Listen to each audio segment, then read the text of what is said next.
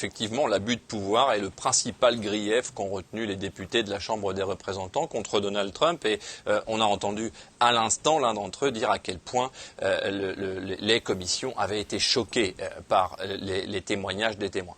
Une forte majorité de témoins qui comparaissaient devant les deux commissions, la commission du renseignement d'abord, puis la commission judiciaire, ont dénoncé l'attitude du président américain. Le fameux lanceur d'alerte, dont on ne connaît toujours pas l'identité d'ailleurs, avait déjà, dès les premières heures de l'affaire, mis le doigt sur ce problème. En clair, le président avait un intérêt direct et personnel à voir le clan Biden poursuivi par la justice ukrainienne.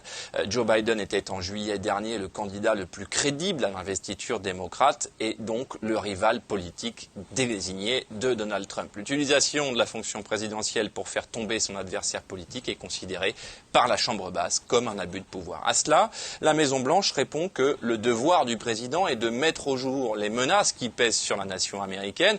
Pour Donald Trump, si le clan Biden s'est effectivement rendu coupable de corruption en Ukraine, alors que Joe Biden était vice-président des États-Unis en 2014, les Américains doivent le savoir, surtout s'il est candidat à la présidentielle. C'est d'ailleurs dans cet esprit que Donald Trump a publié le transcrit de la conversation téléphonique avec son homologue ukrainien, arguant par là qu'il faisait preuve d'une totale transparence. Sur ce point, il appartiendra aux sénateurs de juger dans le cadre du procès qui devrait se tenir courant janvier.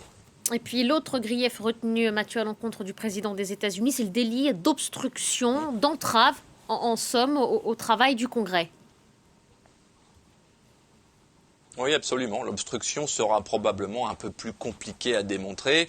Au regard de la Constitution américaine, la seule Chambre basse ne peut contraindre l'administration à déclassifier des documents secret défense, car c'est de cela qu'il s'agit. Elle peut en formuler la demande, mais ne peut pas techniquement l'imposer. On l'a dit, certains documents, dont la retranscription de la conversation téléphonique du 25 juillet dernier entre les présidents ukrainiens et américains, certains documents ont été déclassifiés. Mais de très nombreux rapports, notamment liés à la politique globale menée par l'administration Trump à l'égard de l'Ukraine, ne sont jamais arrivés au Congrès. Là encore, les sénateurs devront déterminer s'il s'agit d'obstruction ou pas.